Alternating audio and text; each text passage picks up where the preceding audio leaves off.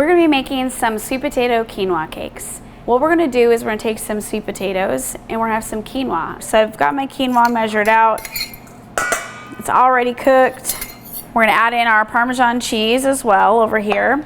Our garlic. I've got fresh garlic. Fresh is gonna be best just because it's gonna have that punch that you're looking for. Then we're gonna put in a little bit of nutmeg here. Then I'm just gonna go ahead and mash up my sweet potatoes.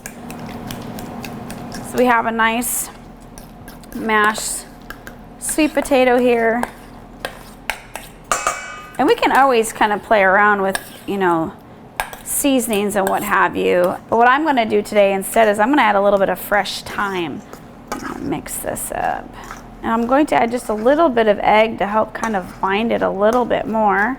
I just don't want it too wet. And then I have my salt.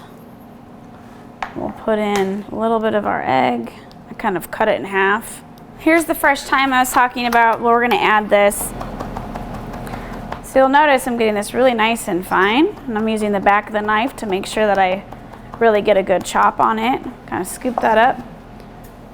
Place it right in there. So we're gonna mix in that egg, the salt that we had added. From here, we wanna sear it. So that's why it's super important to preheat your pan. I'm just gonna kind of push it around. You can just kind of drop them in with the fork. Beautiful. They have this nice golden brown color. You've got that nice sear, so you can just pop them in the oven and finish warming them and then scoop them up. Beautiful, easy, quick assembly. So you can freeze these and then kind of pull them out as you need them. Great source of protein and very versatile. So enjoy. All right, so tasty.